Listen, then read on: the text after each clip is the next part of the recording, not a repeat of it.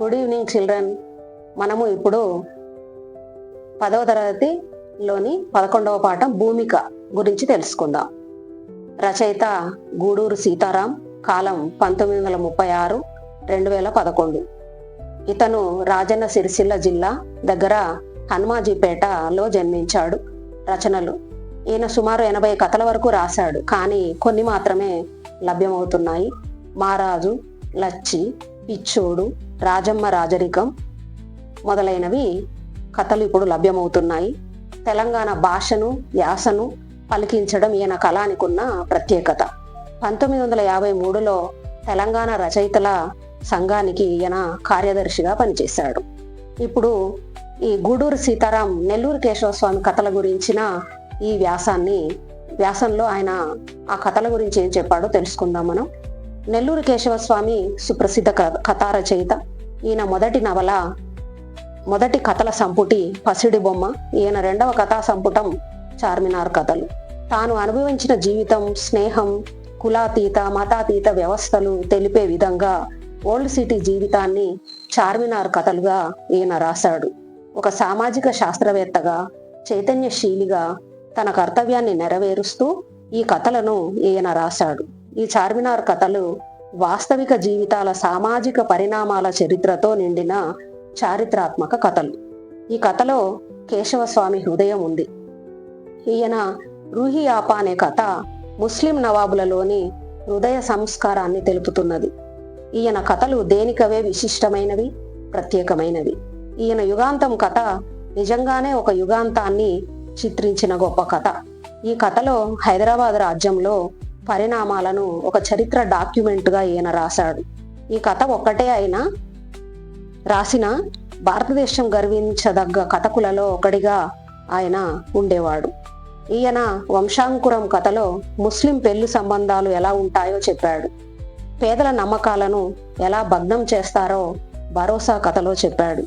ఈయన కథలు కోహినూరు, జాకోబ్ వజ్రాల వంటివి.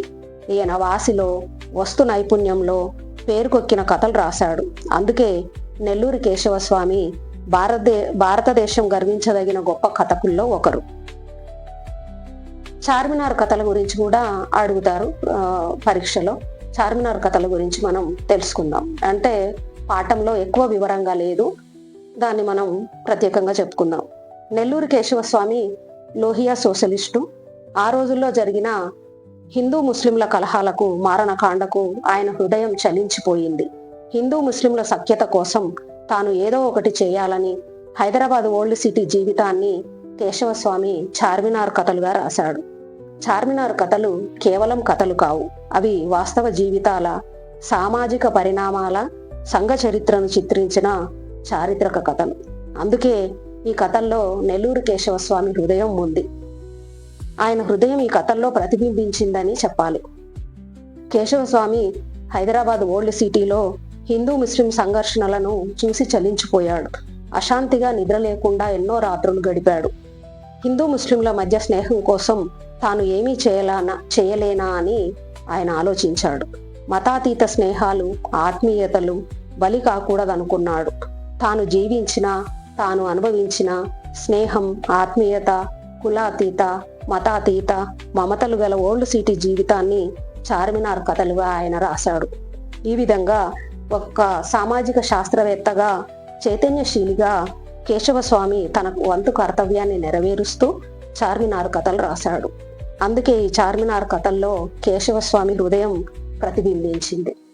ఇంకా నెల్లూరు కేశవస్వామి కథల్లో రూహి ఆపా కథ అని ఒకటి ఉంది. పాఠ్యపుస్తకంలో దాని గురించి ఎక్కువగా వివరంగా లేదు, దాని గురించి కూడా మనం చెప్పుకుందాం. కేశవస్వామి రాసిన చార్మినార్ కథల్లో రూహి ఆపా కథ ఒకటి. ఈ కథ మహోన్నత మానవ సంబంధాలను, మనిషిలోని సున్నిత హృదయాన్ని, కులమతాలకు భిన్నంగా స్పందించే మనిషిని చిత్రిస్తుంది. ముజ్రాల జీవితాల్లో జీవితమంతా దాచుకునే సంతోష సన్నివేశాలకు ఈ రూహి ఆపా కథలో కేశవస్వామి చిత్రించారు. ఒకరోజు రమణి పాట వినడానికి నిజాం నవాబు వచ్చారు. రమణి పాడిన గజల్ను నవాబు కళ్ళు మూసుకుని విన్నారు. వారానికో నెలకో రమణి దేవుడిలో 1 గంట పాట పాడాలని, ఆమె ముజ్రాలు మానివేయాలని నవాబు చెప్పారు. రమణిని రూహి అనే పేరుతో తాను పిలుస్తానని చెప్పాడు. 2 ఏళ్ల తర్వాత నవాబు కొడుకు సలీం కనబడి గదిలోనికి తీసుకువెళ్లి ఆమెకు ఒక ఫోటో చూపించాడు. ఆ ఫోటో అచ్చం రమణిలాగే ఉంది. సలీం రమణిని తాను అక్క అని పిలుస్తానన్నాడు. నవాబు ఒక ముజ్రాల రమణిని తన సొంత కూతురిలా, నవాబు కొడుకు సలీం ఆమెను అక్కలా గౌరవించిన తీరును కేశవస్వామి ఈ కథలో చిత్రించాడు. ఈ కథ ద్వారా ముస్లిం నవాబుల హృదయ సంస్కారాన్ని కేశవస్వామి వెల్లడించాడు. ఈ పాఠాన్ని చక్కగా వినండి. ఈ పాఠానికి సంబంధించిన ప్రశ్నలు ఏవి వచ్చినా పరీక్షలో చక్కగా రాయండి. మంచి మార్కులను స్కోర్ చేయండి. All the best.